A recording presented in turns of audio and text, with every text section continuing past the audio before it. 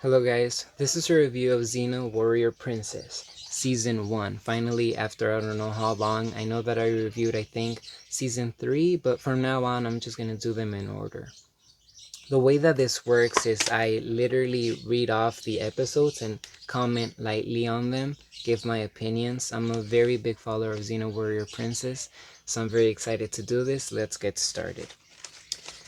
The first episode is Sins of the Past. So Sins of the Past introduces us to Xena, the warrior princess. She doesn't have her usual garments on. She's also getting rid of her weapons and burying them in the hope of a better life. She wants to leave her old warrior ways behind and hopefully come back to her mom and her townspeople. But before she gets there, she sees these warlords trying to kidnap some women, and among those women is Gabrielle. That's where we meet her.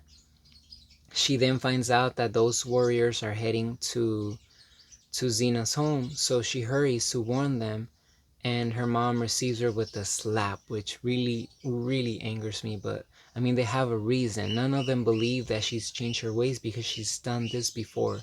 She's gone back, tricked them into working for her, and then a lot of lives are lost in the process because they still feel that Xena's the same savage warrior with that just wants money and power, and she's trying to gather as many people as she can to form a defense against these people, but they don't believe her. So she suggests a battle with the main warlord from that group, and she ends up winning, and that's how she rescues them. By then they're all cheering for Xena. I'm like, you guys are so fake.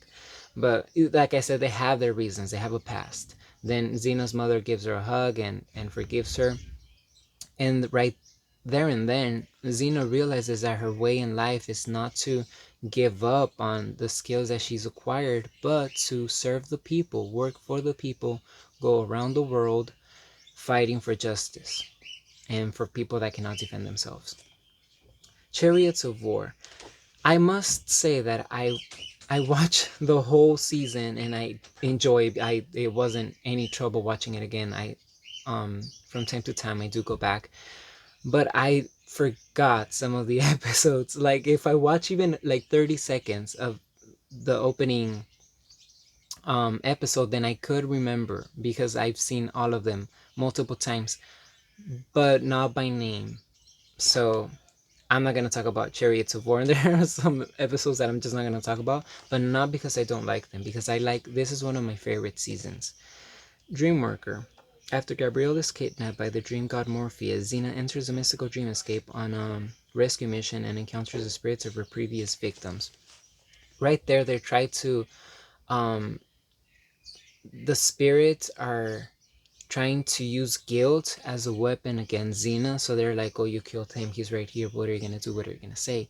And at first Xena's taken aback, it's like, I'm sorry, like, like I didn't mean to, or stuff like that.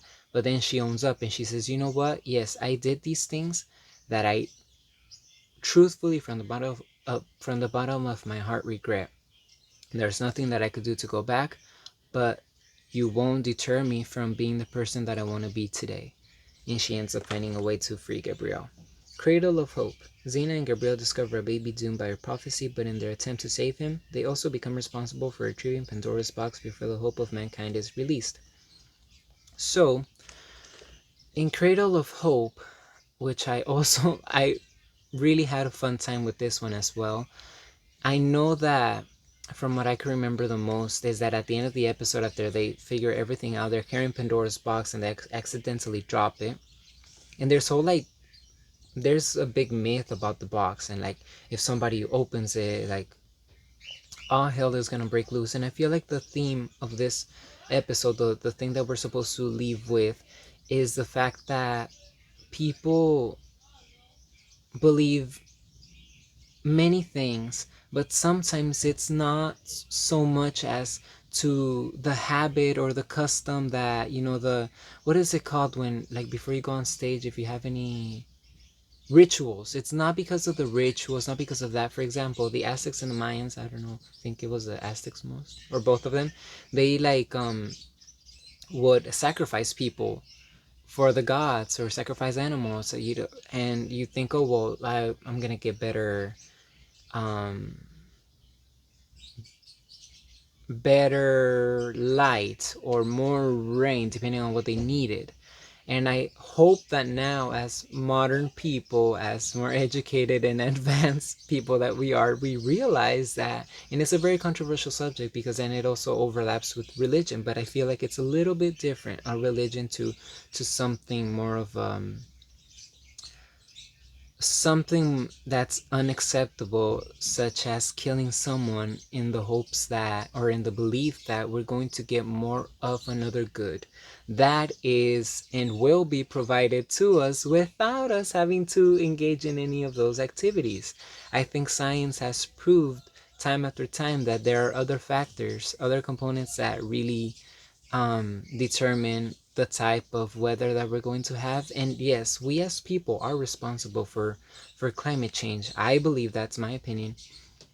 Like with pollution and the recyclables ending up not being recycled and in the ocean, yes, but not because of any other um, illegal factor, we should say. So they drop the box and it opens up and nothing happens. So it just proves to you how people would, like I said, is they don't tell Pandora. They're not like, oh look, nothing happened and the box opened, because they believe that it doesn't harm people to have that sense of belief the end if the final plan is for everyone to be safe, if that makes any sense. I kind of phrased it wrong. But Disc 2, The Path Not Taken.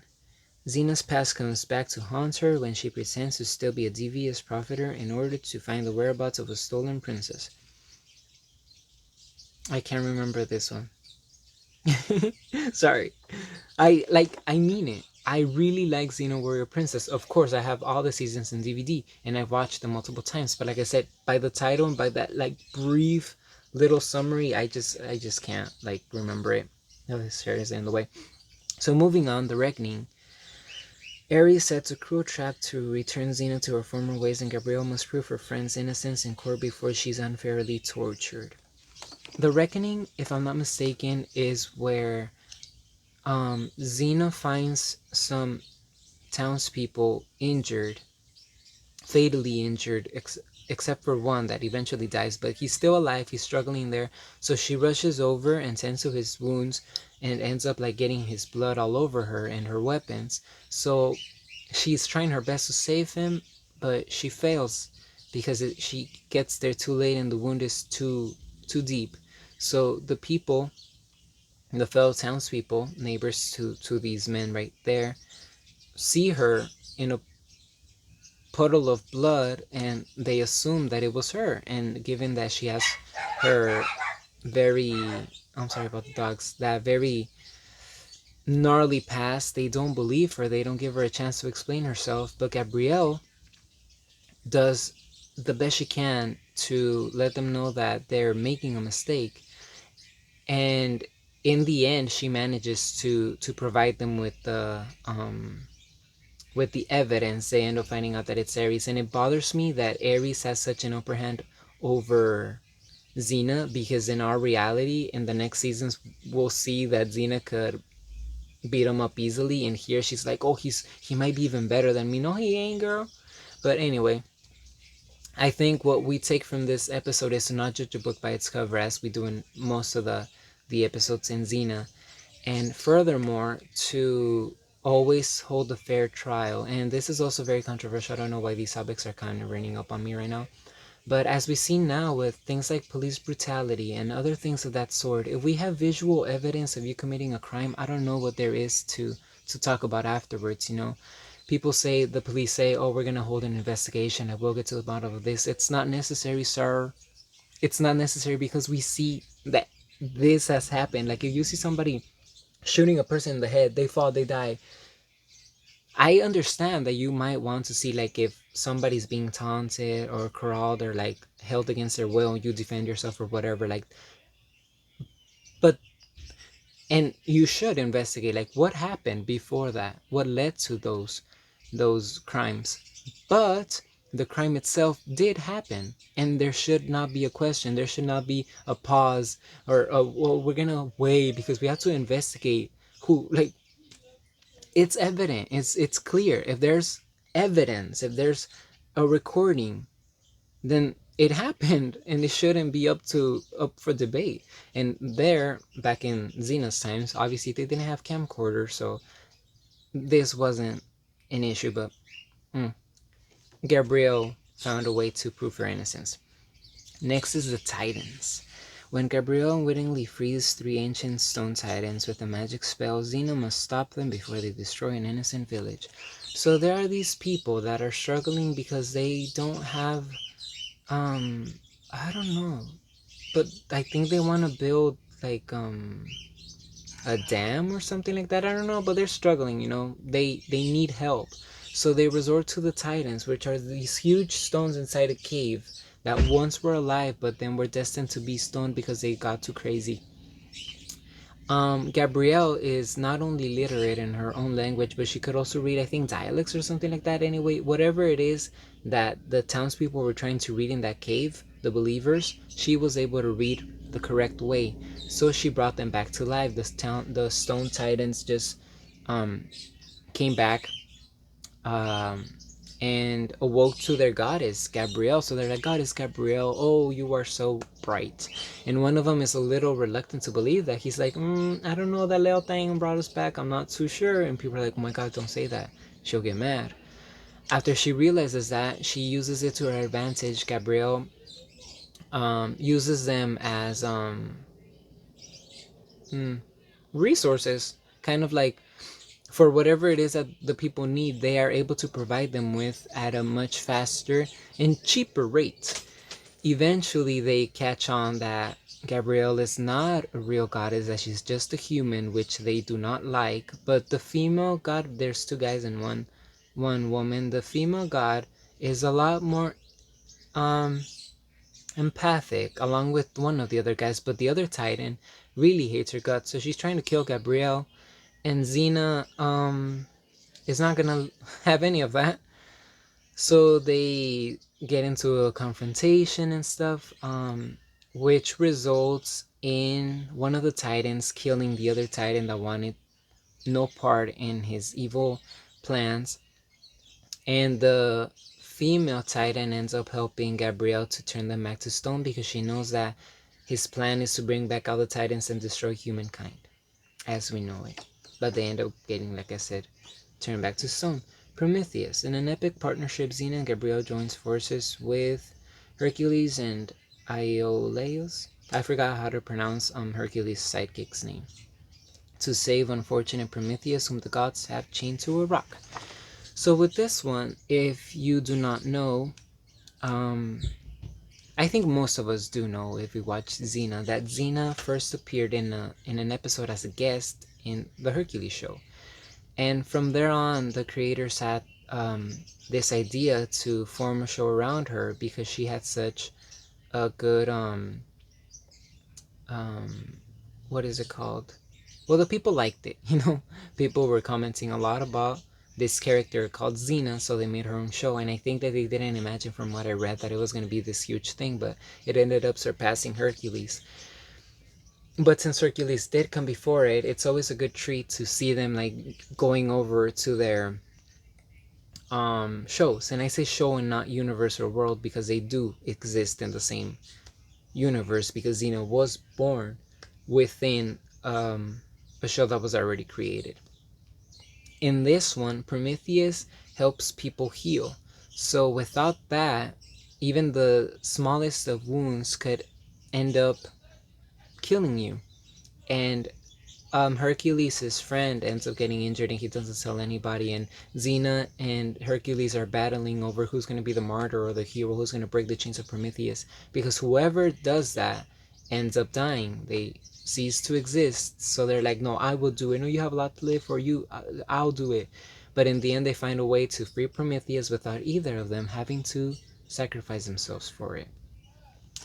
Death in Chains. Hades rises from the underworld to ask Xena to rescue his sister Celesta from kidnapping before her immortal flame is extinguished and mankind is doomed to an eternity of suffering. For this one, the king's time has come, right? And Celesta slash Death goes over and she's like, alright, your time has come. And I'm paraphrasing, obviously.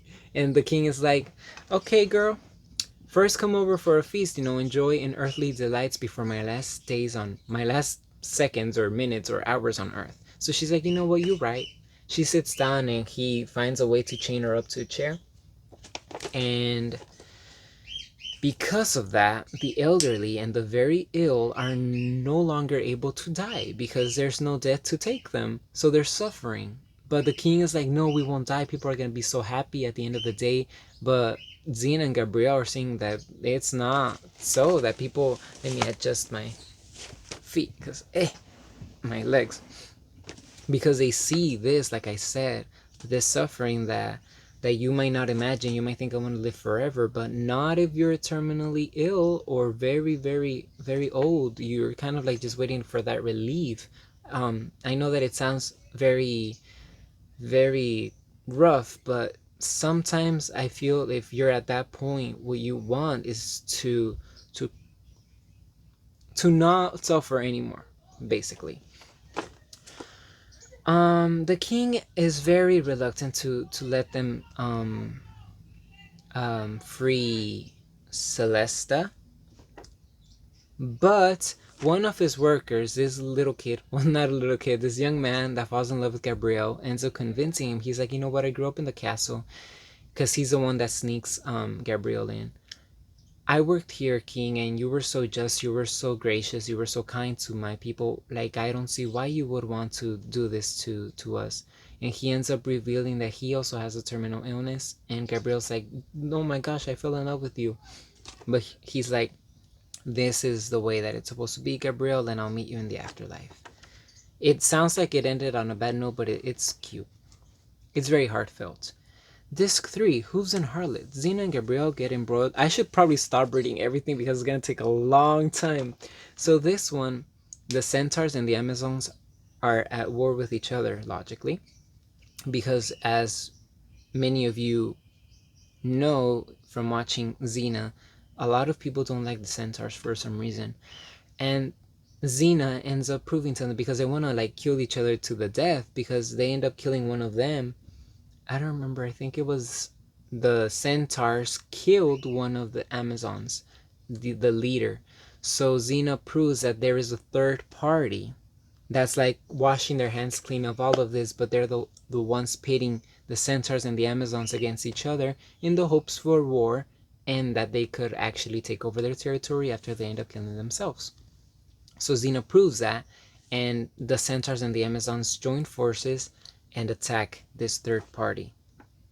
The Black Wolf. The Black Wolf is about this group of, I could say, vigilantes, these group of people that are fighting against the leaders of that town that are not just people at all, and they end up rounding most of the people that are suspected to be the Black Wolf because this is the leader that's kind of like I would assume kind of like Zorro, or what's his name? Robin Hood? Yeah, something like that. So they end up getting taken to prison. There's like torture chamber looking thing down in the basement of the castle, I think. And Xena goes over and she talks to the king. It's like, you know what? I'm gonna find out who the Black Wolf is if you just let me go down there, and you'll have nothing to worry about. I might even work for you if I feel like it. So the king's like, I don't know. He's adamant. He's like, okay, just go. So she ends up going there, and she reunites with a little girl that she used to play with when she was younger, and they talk, and she explains to them that she wants to double cross. She wants to kill, not kill, but she wants to free them and work against the people in power. And at first they don't believe it, obviously, but later on they do, and they work with her, and she ends up freeing them. She actually finds out that that little girl that she used to play with is actually the Black Wolf, and they recount some old stories of having faith, and I think that's the main point in this episode. Beware Greeks bearing gifts. Helen of Troy asks for Xena's assistance in ending the decade-long struggle between the Greeks and the Trojans, but the warrior princess is unceremoniously imprisoned just as the Greeks leave a large wooden horse at the gates. So for this one, Helen is like the wife to be, or maybe already the wife of this guy who she's not supposed to be with, and she calls Xena to help them because people are at war, because supposedly they didn't want her to marry him. But it isn't even about that anymore. The leader of Troy does like no, well, the leader there where they're at, yeah, I think it's Troy, he just wants to win. He just wants to decapitate people and just be successful, be the leader, the sole leader. He doesn't even care about Helen anymore. So they're like kind of like, oh, we don't even want you here, except for Helen, obviously.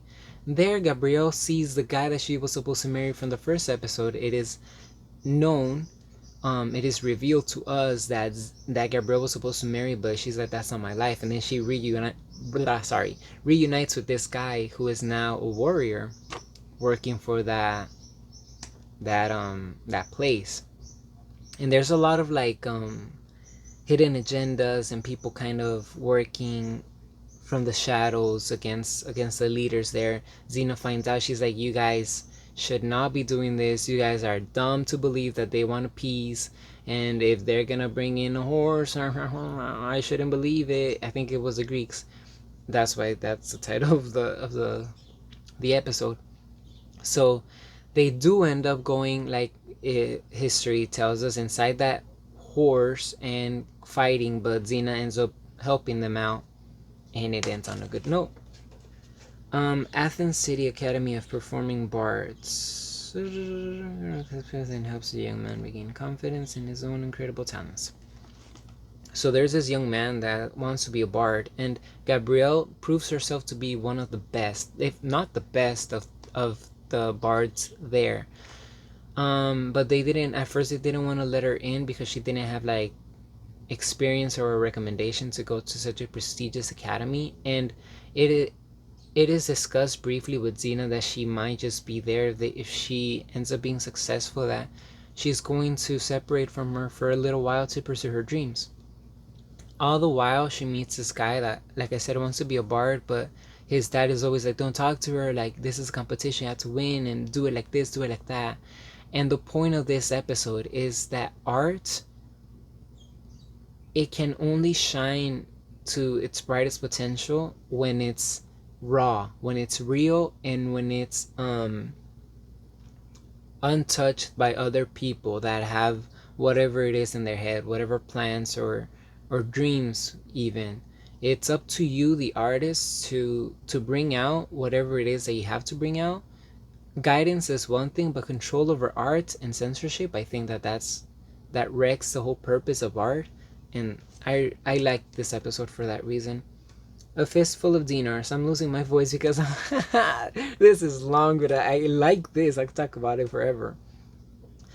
Xena sets off in search of a lost treasure that includes ambrosia, the sustenance of the gods, determined to keep the precious food from falling into the wrong hands.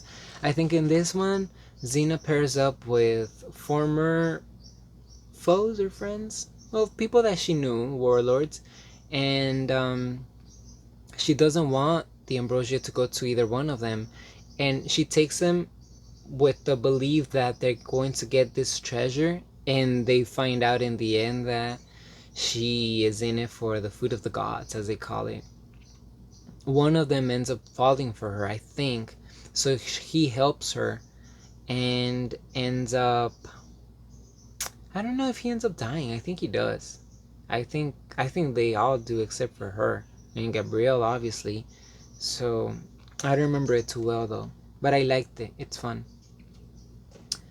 Disc 4, Warrior Princess. In an effort to overpower a band of would-be assassins linked to Liberium's pro-slave faction, Xena masquerades as King Leah's daughter, with whom she shares an uncanny resemblance. So in this one we see the first other character that's played by Lucy Lawless.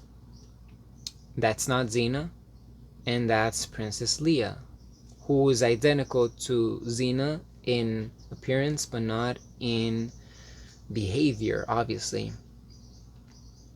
They get a chance to switch lives so Xena could find out who's trying to kill her. And Leia sees poverty, she sees the struggle that outside of her castle that she's always lived in, and that really amplifies her mind, and she is determined to give to the people after that, because obviously Xena is very successful, and it also motivates her to marry her true love and not who she's supposed to marry. It's a nice episode as well. Mortal Beloved. Marcus Ghost calls Xena to the underworld to help defeat the madman who stole Hades' helmet of invisibility. In one of the former episodes, Marcus and Xena, like, they find each other again. I forgot to mention it. I don't remember what episode it was. I missed it. But Marcus is this guy who was a warrior, but because of Xena, he changed his ways. And now, since, like, they stole his helmet, not his, but Hades' helmet of invisibility, Xena and Marcus unite, and he's a ghost, but she ends up finding a way to bring him back to life by making an agreement with Hades, and they work together. And well, there's a lot to this episode, but what's most important for me is that this was the first episode that I watched of Xena, and not entirely, but I always had, I don't know if I mentioned it in my first review, but I always had a prejudice against Xena, or for Xena, because of Chyna, my favorite wrestler. I would always hear comparisons between Chyna, WWE wrestler, WWF as well. Was it WWF? I think she was let go, or she didn't sign her contract 2001, I believe, and I think by then it was WWE. Sorry, I don't know. The point is that I always felt like they were comparing them together, even though that Xena did come before Chyna. So I always was like, I don't see, why it's such a likable character. I never gave it a try, obviously. And then one time on TV, I was watching, I think I already talked about it, and I saw it, and at first I was like, just hypnotized by Lucy Lawless. I was like, wow, she looks so good. Like, I couldn't stop looking at the screen. And then later, the battles were also so entertaining. I didn't know that she was always going to be with Gabrielle. When she kept saying Gabrielle, I thought that Gabrielle was Marcus, because Gabrielle in Mexico, they also use it for females, like Ana Gabriel, a very famous Mexican artist. But if they use Gabrielle alone, Gabrielle is for men. So I thought that Marcus was Gabrielle, and that he was the one that was going to be with Xena the whole time. But it was interesting to then see more episodes, and then, like, I was like, I'm just gonna watch it just to judge it. I'm just gonna watch it to criticize everything that they did wrong, and I ended up falling in love with it. That's how it all started. So that's for this episode. That's why it means so much to me. The royal couple of thieves. Xena turns Autolycus. I forgot how to pronounce his name. Autolycus? I forgot. Sorry. The king of thieves, to help her recover a tremendously powerful weapon from the evil warlord Malthus. So this is a very funny one, because we see the actor whose name I forgot from the Evil Dead movies, and later on him and Lucy Lawless worked in, I think, an Evil Dead movie. But yeah, he's the king of thieves in the Xena universe, and she basically convinces him to help her so that they could get this precious, I think, treasure box that the people consider to be very, very, very important. And every time you open it, if you fear and you run away, like, you turn into ashes. It was a fun one. There, he messes around a lot with Xena, because Xena's supposed to be like his assistant when they get on the ship towards where they stole this thing. And he's like, oh, she's my concubine. And, and Xena's like, she cannot say anything. It's a funny one. The prodigal. Gabrielle is upset by her own failure to act during an attack and decides to leave Xena and return home to reflect on her feelings, but finds that she must become a true warrior to save her village from a ruthless bandit. So the prodigal, as the title would suggest, means that first Gabrielle ran from home, we could say, and then now she feels as though, because she missed a dodge, it's a lot to explain. Anyway, she didn't react in time when she was supposed to during an attack, right? And Xena's like, it happens to everybody once in a while. But she's like, I don't want to put your life at risk, Xena. If I'm not 100% sure that I want to do this and that I'm ready for this, and I guess I have to go back and speak to my sister.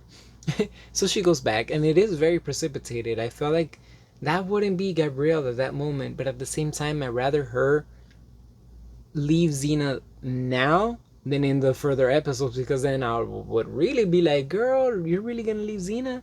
But I think that it was called for during the beginning of the show.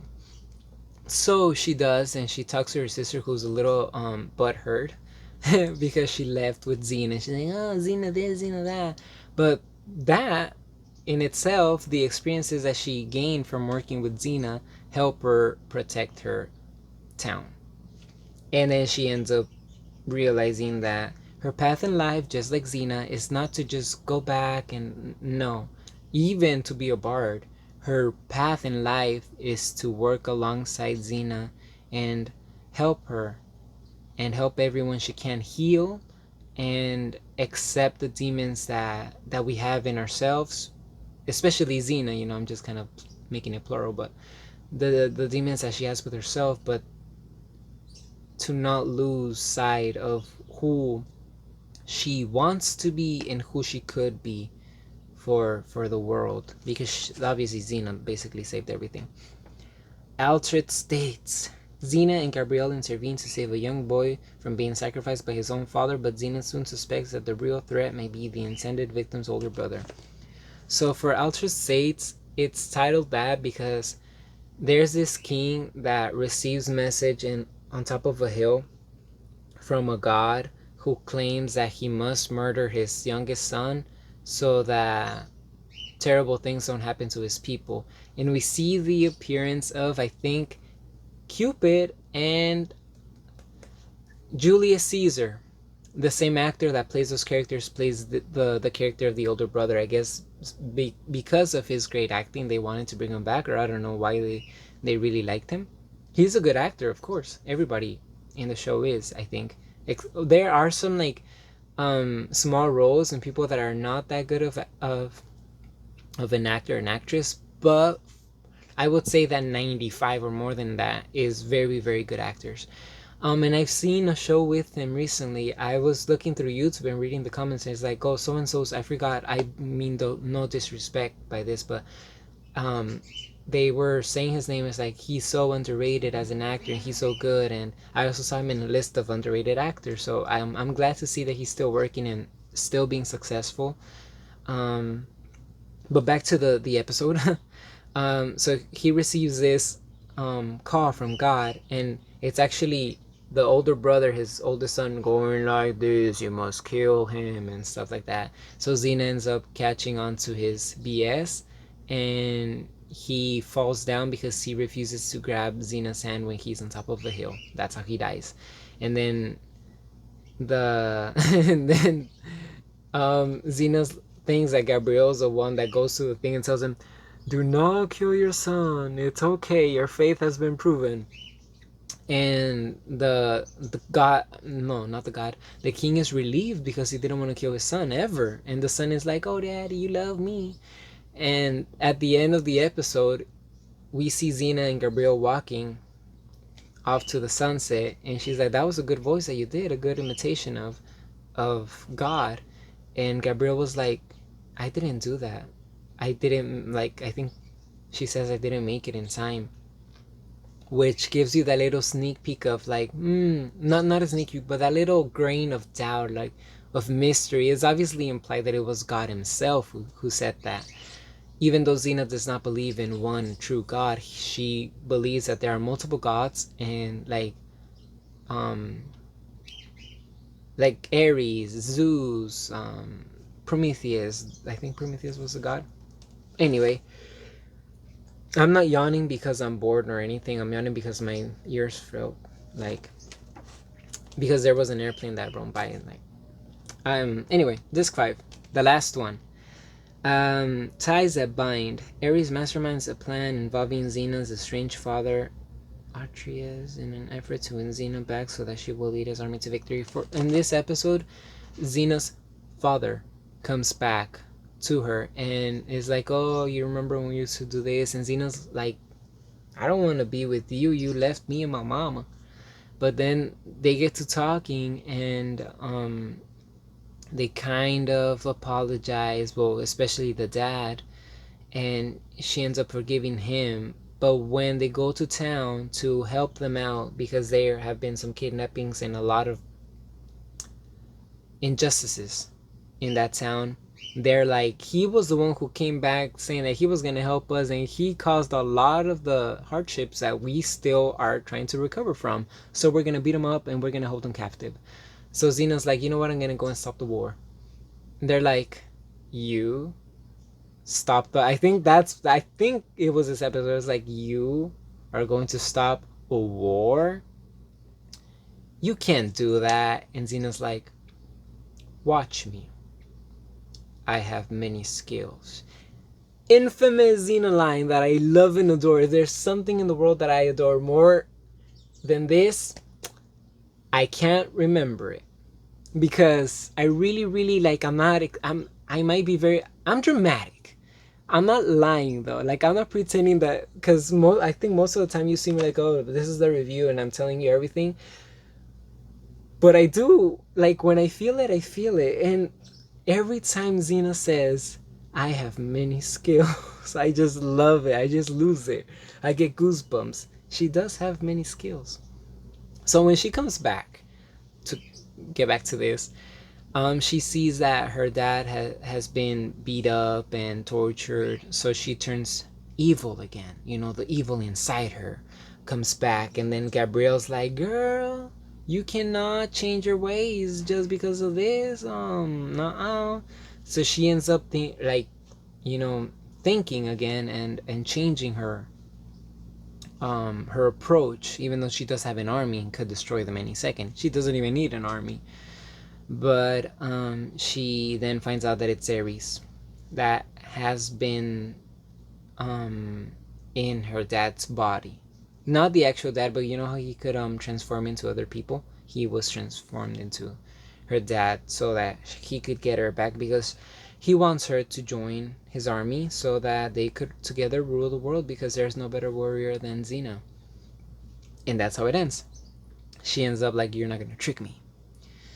The greater good. When Xena is hit with a poisoned dart, Gabrielle disguises herself as a warrior princess in order to save Salmonius from a certain death at the hands of a warlord.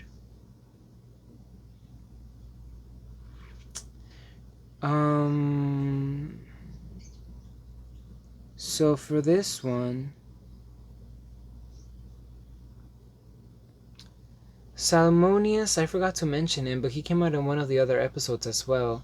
He basically tricked these warlords into buying armor, weapons, and stuff that disintegrates with water. I think it was made out of salt. I don't know what, but it just like dissolves with water.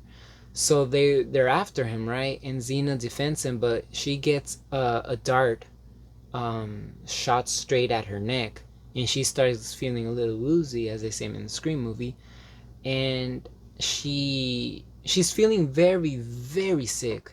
So she tells Gabrielle to dress up as her and go and scare these people away, but they catch on to that and they come back to kill her. But she ends up finding a way to defend herself up to the last moment, where she, I would say, dies. I think she loses a pulse. She ends up like she goes into I was gonna say a coma, but not a coma, because she just her body just gives out, and she did that to her. I don't know if she did that. I think she did that to herself. The point is that she knew that that was gonna happen, because that's the body's way of taking a break and recuperating from the poison in the dart. But nobody knew, so they think that Xena's dead, and they want to rip her body apart. And Gabrielle, and oh, by the way, Gabrielle starts like she was just, a small town girl, and she got her oh, what is this called? I forgot what it's called, but she learns ways to defend herself and to fight with the Amazons, and she also gets this crest that means that she's a true Amazon and a leader. Should the main Amazon die, I should have mentioned it before. So she tries to defend her, but she doesn't have the skills to do that, to go after, a whole bunch of people, even though she's very feisty. But before they could rip Xena apart, she wakes up, and because they're like hitting her horse, she knows like your Argo is not going to rip me apart, and you better not. She wakes up and she's like, if you hit my horse again, I'm gonna. I don't know, but she threatens him, and that's super cool. I love it when she talks like that. Callisto.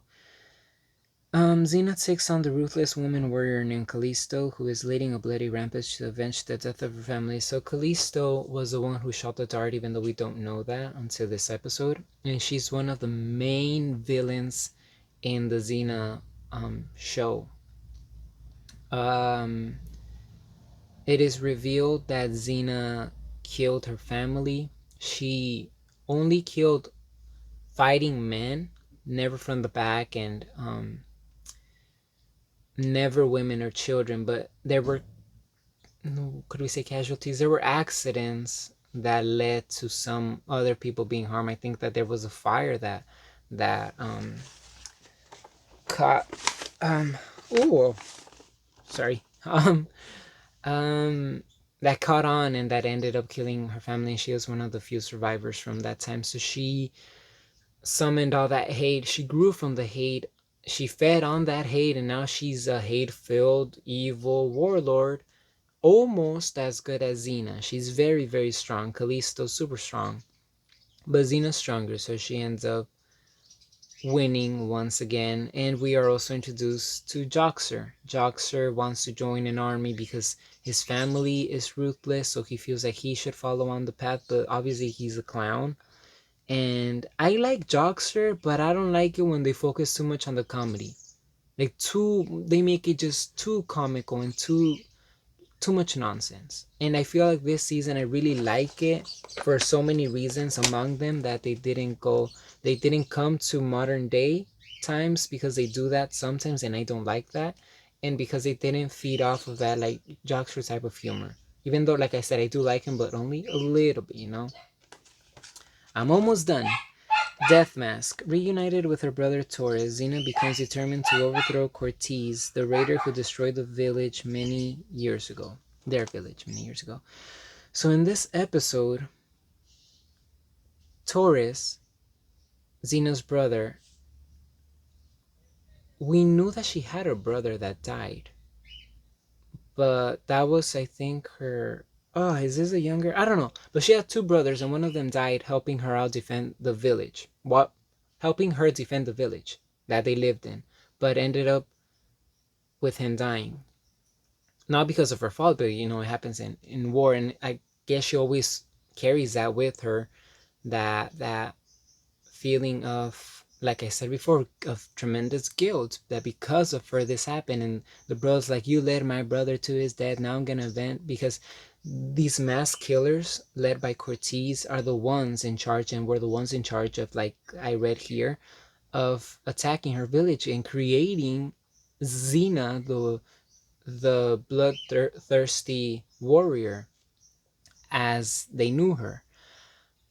I would say as we know her, but she's no longer like that. So she ends up finding a way, because he doesn't have the skills that she has.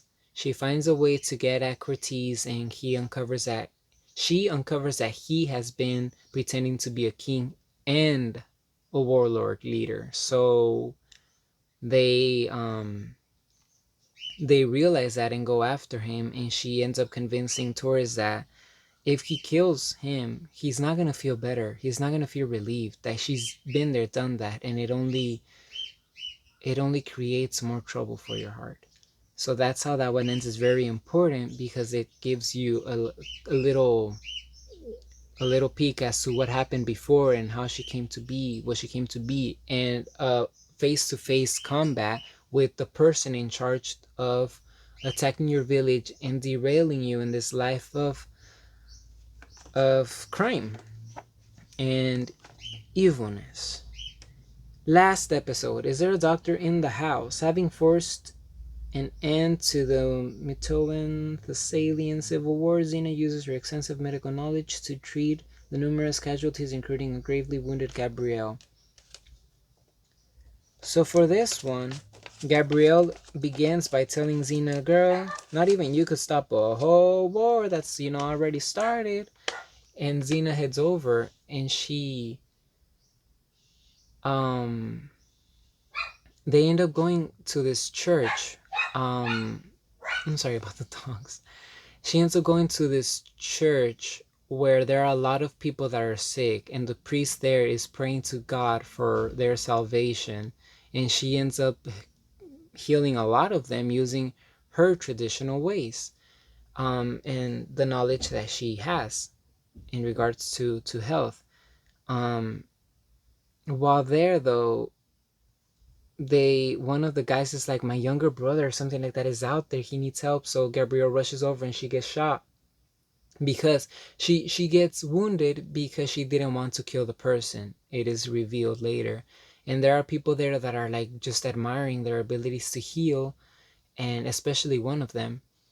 And Xena's like hurrying over. Like, there's a lot to explain. This episode is very, very deep in that sense, because we almost see Gabrielle die.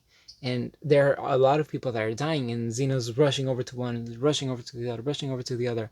And at one point she dies, and Xena gets super mad. And it's a very emotional moment. Also, like when Xena died was also very emotional, and this one was very emotional. I think the first and second time that I watched this, I cried. But and then they're like, just let her go, and she's in a better place, and Xena's like, you know nothing, get away from here. And she's super mad, and she blames herself, obviously, because she Gabrielle told her not even you could stop a war. But she's like, she persists, and she starts punching her. Not punching her like that, but like, come on, Gabrielle, don't do this to me. And she wakes up and lives, obviously. So that was a very sad moment in the show. And Xena and Gabrielle, especially Gabrielle, end up motivating the people there, especially one guy, like I mentioned earlier, to become a healer and to learn how to do these things for other people. And it's very interesting because he says, I think I'm gonna make them sign a, what is that? It's kind of like a contract that doctors sign, to that is basically their promise that they will not malpractice, that they will use their knowledge and everything that they have in their power to heal and to be truthful to the people, like all these things. They basically have integrity as a health worker, as a health professional. And they kind of reference that there, so I found that to be very interesting. And then they walk away. Gabrielle tells Xena that while she was in the afterlife, that she saw all these beautiful things, and Xena's like, I can't wait to hear about it. And that's how it ends. Oh my goodness, I couldn't go into depth with all. Like, it has some very emotional moments. I like from this season over some other seasons that are not as gruesome. I like that this one is straightforward. It has blood. Like, the killing is, you could see the killing. And in some of the other seasons, I don't remember which one in particular or which ones, they kind of toned it down, I think, to appeal to a broader audience, which I hate when any show does this, or movie, or anything for that matter. Stop censoring it so that you could get more eyes on this. I mean, sometimes I guess, like, I understand, but for the most part, I appreciate it a lot more if they do it this style, because it isn't even like a gory show at all. But if it's time to kill somebody, then kill them and let us see how you do it. It's part of um cinematography and the special effects. Well, no, yeah, no, yeah. I don't want to. Yeah, there's the special effects. The wounds and everything. That it's very interesting to me, and I really like that of this show. I I wanted to do the war cry now, but I think I'm gonna do the war cry in another review in the future, because I will review. I plan on reviewing all the seasons. I know that I have another one and I have this one now. Next one's gonna be the second one, because like I said at the beginning, I'm gonna go in order.